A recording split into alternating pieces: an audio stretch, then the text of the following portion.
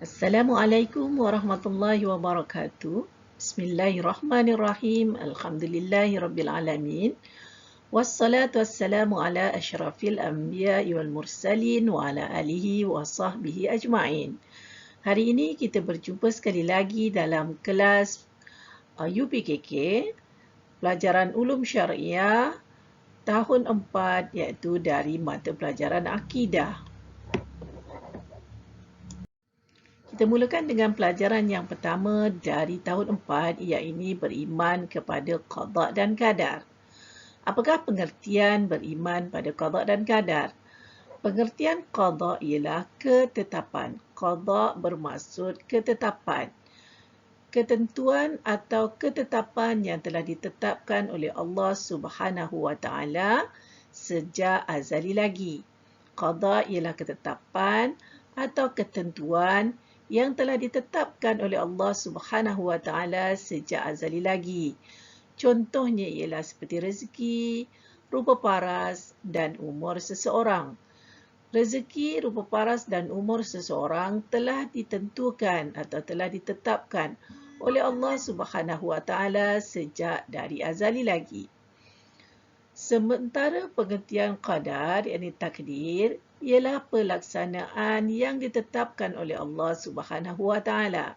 Contohnya seperti berlatih bersungguh-sungguh dalam sukan tetapi tewas dalam pertandingan.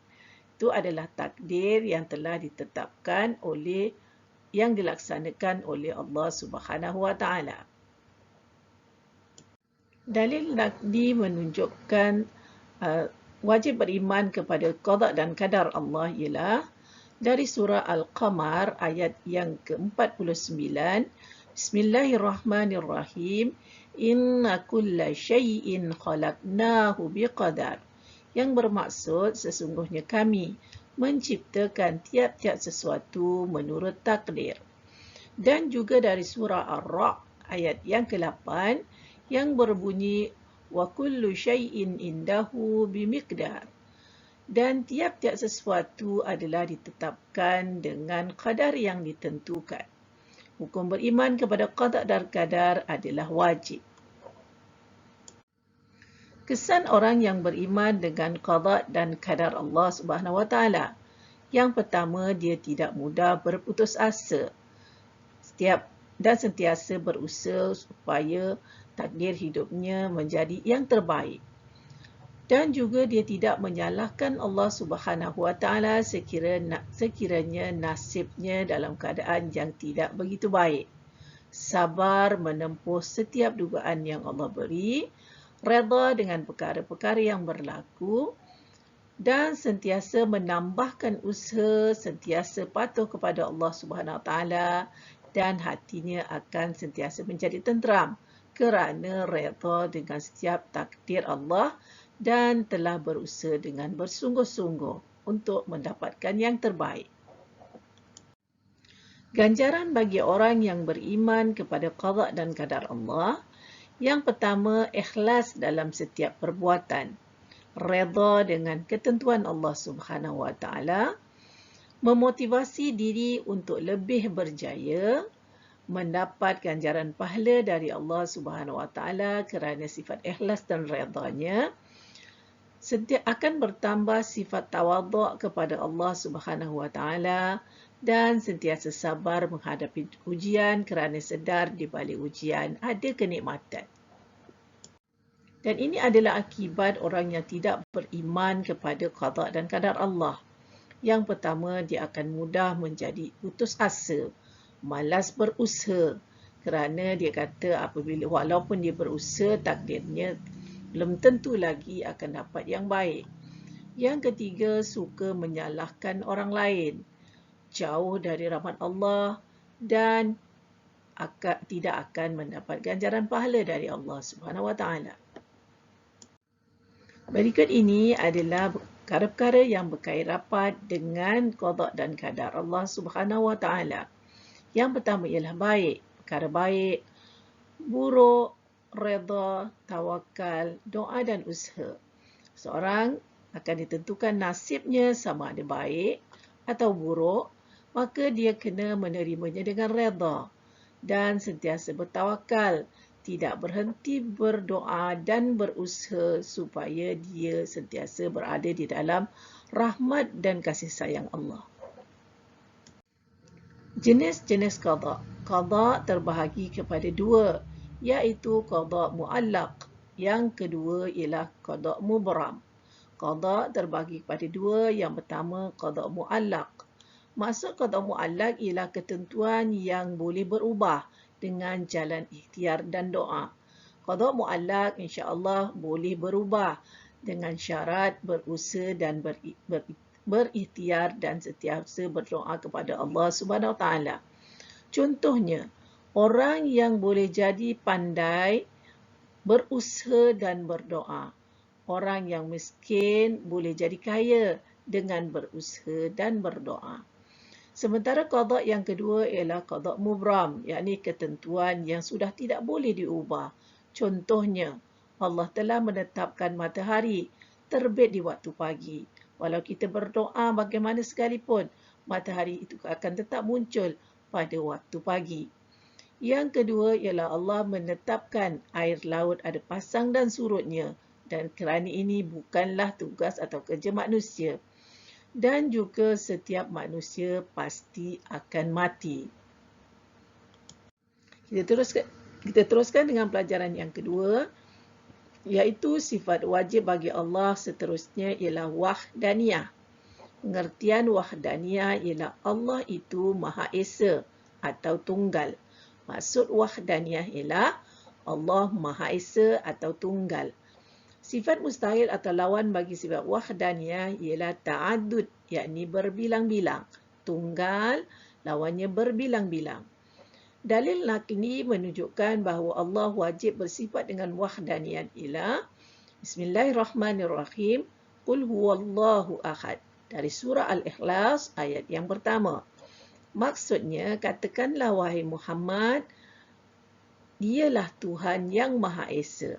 Dan hukum mempelajari sifat wahdaniyat adalah wajib. Kesan bagi orang yang mempelajari sifat wahdaniyat ialah dia akan meyakini bahawa Allah itu Maha Esa, tidak akan ada ragu-ragu dalam dirinya, dan dia yakin bahawa Allah lah Tuhan yang Maha Esa, tidak berbilang-bilang. Ikhlas dalam amalan, dan orang yang beriman pada sifat wahdaniyah akan ikhlas dalam melaksanakan semua amalannya, menyembah hanya kepada Allah Subhanahu Wa Taala, mentaati perintah Allah, tidak mensyirikkan Allah kerana dia tahu Allah itu Esa, yakni tunggal, tidak boleh disamakan dengan yang lain. Dan dia hanya berdoa hanya kepada Allah Subhanahu Wa Taala kerana dia sedar hanya Allah lah tempat dia bergantung. Dan ini pula adalah hikmah ataupun akibat tidak beriman kepada sifat wahdaniyah. Akibat tidak beriman kepada sifat wahdaniyah. Orang yang tidak beriman pada sifat wahdaniyah, dia akan menjadi orang yang ingkar pada perintah Allah. Jauh dari rahmat Allah, tiada keberkatan dalam hidupnya, menyekutukan Allah wali'auzubillah, suka melanggar larangan Allah, dan dipandang hina bukan sahaja di dunia, malah di akhirat. Pelajaran yang ketiga, yakni sifat wajib bagi Allah seterusnya, iaitu sifat kudrah. Pengertian kudrah ialah Allah Maha berkuasa atas segala sesuatu. Kudrah bermaksud kuasa. Siapa yang Maha Kuasa? Allah yang Maha Berkuasa atas setiap sesuatu yang ada di dunia ini, sesuatu yang ada di alam ini. Lawan ataupun sifat mustahil, lawan bagi sifat kudrah ialah sifat ajizun, yakni lemah. Wajib Allah bersifat berkuasa, mustahil Allah bersifat lemah. Dalil nakli menunjukkan Allah bersifat dengan sifat kudrah ialah sebagaimana dalam surah Al-Baqarah ayat yang ke-20, Bismillahirrahmanirrahim, Innallaha ala kulli syai'in qadir. Bermaksud bahawasanya Allah itu adalah Maha Kuasa atas segala sesuatu. dan hukum beriman dengan sifat kudrah adalah wajib. Kesan mempelajari atau mempercayai sifat kudrah merupakan sifat wajib bagi Allah. Yang pertama ialah bertambah takwa kepada Allah. Sentiasa ikhlas, khusyuk dalam melaksanakan segala ibadah, menyedari akan batas kekuatan manusia yakni diri, berasa sifat rendah diri serta tunduk kepada Allah, bahawa kekuatan yang ada manusia ini hanyalah terbatas dan sedikit sahaja. Bila-bila masa Allah boleh ambil dan tarik semula. Yang maha berkuasa hanyalah Allah sahaja. Dan seterusnya, orang yang beriman pada sifat kudrah sentiasa mengharapkan keampunan dan keredaan Allah Subhanahu wa taala. Seterusnya kita lihat perbezaan kuasa Allah dengan kuasa manusia. Adakah kuasa Allah sama dengan kuasa manusia? Adakah kuasa manusia mampu menandingi kuasa Allah? Tidak sama sekali.